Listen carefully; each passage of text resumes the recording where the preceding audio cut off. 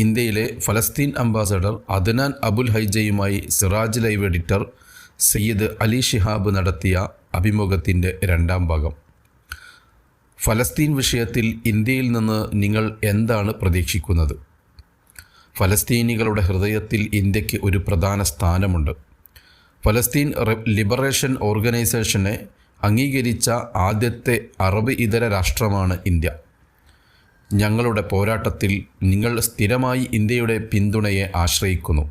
അടുത്തിടെയുണ്ടായ സംഭവങ്ങളിൽ ഇന്ത്യൻ വിദേശകാര്യമന്ത്രി എസ് ജയശങ്കർ ഉൾപ്പെടെയുള്ളവരിൽ നിന്ന് ഞങ്ങൾക്ക് ഐക്യദാർഢ്യം ലഭിച്ചു. ഇന്ത്യയുടെ തുടർച്ചയായ പിന്തുണ നമ്മുടെ ലക്ഷ്യത്തിന് നിർണായകമാണ്.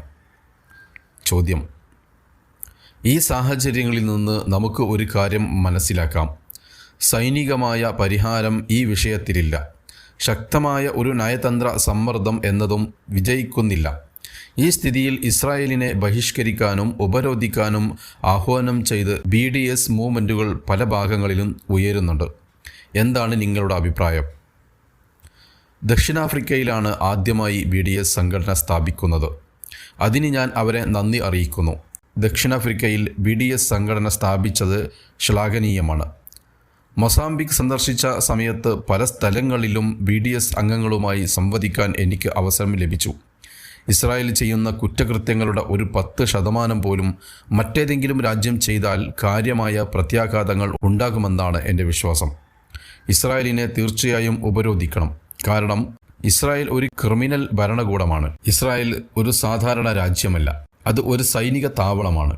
അതിന് ചുറ്റും ഒരു രാജ്യം ഉണ്ടാക്കുകയാണ് അവർ ചെയ്തത്.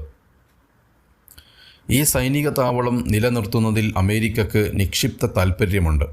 അതിനാലാണ് ഒക്ടോബർ 7 ആക്രമണം ഉണ്ടായപ്പോൾ തങ്ങളുടെ സൈനിക താവളം അപകടത്തിലാണെന്ന് മനസ്സിലാക്കി US പ്രസിഡന്റ് ബൈഡൻ ഉൾപ്പെടെ സഹായത്തിനായി ഓടിയെത്തിയത്.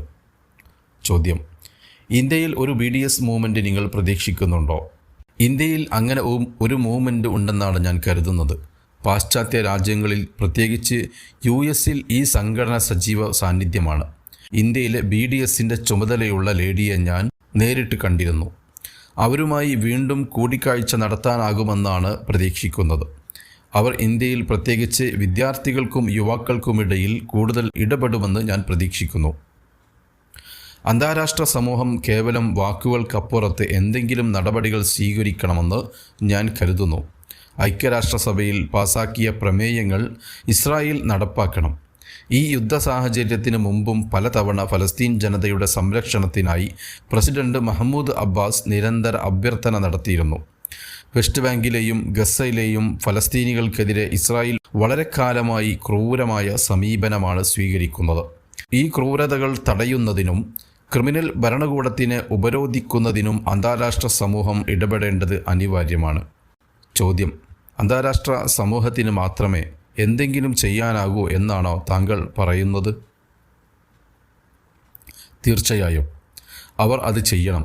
മറ്റ് പാശ്ചാത്യ രാജ്യങ്ങൾക്കൊപ്പം ഇസ്രായേലിനെ സംരക്ഷിക്കുന്ന അമേരിക്കയിൽ നിന്ന് തന്നെ അന്താരാഷ്ട്ര സമൂഹത്തിൻ്റെ ഇടപെടൽ ആരംഭിക്കണം. ആഫ്രിക്ക, ഏഷ്യ, കിഴക്കൻ ഏഷ്യ, ലാറ്റിൻ അമേരിക്ക എന്നിവിടങ്ങളിലെ രാജ്യങ്ങൾ ഫലസ്തീൻ ജനതയോട് ഐക്യദാർഢ്യം പ്രകടിപ്പിക്കുകയും ഇസ്രായേലിൻ്റെ കുറ്റകൃത്യങ്ങളെ അപലപിക്കുകയും ചെയ്യുമ്പോൾ ഇസ്രായേൽ അമേരിക്കയിലും ചില പാശ്ചാത്യ രാജ്യങ്ങളിലും ശക്തമായ പ്രതിരോധം കണ്ടെത്തുകയാണ് ചെയ്യുന്നത്. ചോദ്യം: ആഭ്യന്തരമായും അന്തർദേശീയമായും ഫലസ്തീൻ ലക്ഷ്യം മുന്നോട്ട് കൊണ്ടുപോകുന്നതിൽ അടിസ്ഥാന പ്രസ്ഥാനങ്ങളുടെയും സിവിൽ സൊസൈറ്റി സംഘടനകളുടെയും പങ്കിനെ നിങ്ങൾ എങ്ങനെ കാണുന്നു? അമേരിക്കയിലെയും യൂറോപ്യൻ രാജ്യങ്ങളിലെയും യൂണിവേഴ്സിറ്റി ക്യാമ്പസുകളിൽ ഇപ്പോൾ നടക്കുന്ന പ്രതിഷേധങ്ങളിൽ പ്രതീക്ഷയുണ്ടോ? സയനിസ്റ്റുകൾ ചരിത്രപരമായി മാധ്യമങ്ങൾക്ക് മേൽ നിയന്ത്രണം ചെലുത്തിയിട്ടുണ്ട്. എന്നാൽ സോഷ്യൽ മീഡിയയുടെ വരവോടെ ഭാഗ്യകരമായ ഒരു മാറ്റം സംഭവിച്ചു. ഫലസ്തീനിലെയും മറ്റ് രാജ്യങ്ങളിലെയും ആളുകൾക്ക് അവരുടെ ന്യായമായ വിഷയങ്ങൾ ജനങ്ങളിലേക്കെത്തിക്കാൻ ഒരു വേദി ലഭിച്ചു. ചോദ്യം: സോഷ്യൽ മീഡിയയുടെ വരവോടെ ഒരു മാധ്യമത്തിനും ഒന്നും മറച്ചുവെക്കാൻ സാധിക്കാത്ത നില വന്നുവല്ലേ? അതെ, സത്യങ്ങളും കുറ്റകൃത്യങ്ങളും മറച്ചുവെക്കാനോ വളച്ചൊടിക്കാനോ ഉള്ള പരമ്പരാഗത മാധ്യമങ്ങളുടെ കഴിവ് സോഷ്യൽ മീഡിയ ഇല്ലാതാക്കി. സോഷ്യൽ മീഡിയയുടെ സർവ്വവ്യാപനത്തോടൊപ്പം ചിത്രങ്ങൾ പകർത്താനും പങ്കിടാനും ഒരു മൊബൈൽ ഫോൺ മതി എന്ന സ്ഥിതിയുണ്ടായി. യുവാക്കളുടെ സജീവമായ ഇടപെടൽ ഈ പരിവർത്തനത്തിൽ നിർണായകമാണ്.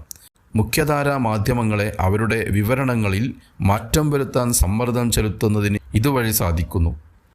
വിയറ്റ്നാം യുദ്ധത്തിനെതിരെ കൊളംബിയൻ വിദ്യാർത്ഥികളുടെ നേതൃത്വത്തിൽ നടന്ന പ്രതിഷേധങ്ങളും അമേരിക്കയിലെ 80-ലധികം സർവകലാശാലകളിൽ നടന്ന വ്യാപകമായ പ്രകടനങ്ങളും ബ്രിട്ടനിലെ ഓക്സ്ഫോർഡ്, കേംബ്രിഡ്ജ് പോലുള്ള പ്രശസ്ത സ്ഥാപനങ്ങളിലും സ്കോട്ട്ലൻഡിലെ നിരവധി സർവകലാശാലകളിലും എല്ലാം നടന്ന പ്രതിഷേധങ്ങളും ഇത് ഓർമ്മിപ്പിക്കുന്നു. വിദ്യാർത്ഥി ആക്ടിവിസത്തിൽ ആഴത്തിൽ ഏർപ്പെട്ടിരുന്ന ഒരു പശ്ചാത്തലത്തിൽ നിന്നുള്ള ഒരാളാണ് ഞാൻ മുമ്പ് ലെബനാനിലെ ഫലസ്തീൻ വിദ്യാർത്ഥി സംഘടനയുടെ പ്രസിഡന്റും ഫലസ്തീൻ വിദ്യാർത്ഥികളുടെ ജനറൽ യൂണിയൻ എക്സിക്യൂട്ടീവ് കമ്മിറ്റി അംഗവുമായിരുന്നു. അതുകൊണ്ട് ഈ സമരങ്ങളെ ഞാൻ ഇഷ്ടപ്പെടുന്നു. അവസാനമായി ഒരു ചോദ്യം കൂടെ. ഫലസ്തീനിൻ്റെ ഭാവിയെക്കുറിച്ചുള്ള നിങ്ങളുടെ പ്രതീക്ഷകൾ എന്തൊക്കെയാണ്? അത് കൈവരിക്കുന്നതിന് എന്ത് നടപടികൾ ആവശ്യമെന്നാണ് നിങ്ങൾ കരുതുന്നത്? ബ്രിട്ടീഷുകാർ ഫലസ്തീനിൽ വന്നതു മുതൽ ഒരു നൂറ്റാണ്ടിലേറെയായി ഫലസ്തീനികൾ പോരാട്ടത്തിലാണ്.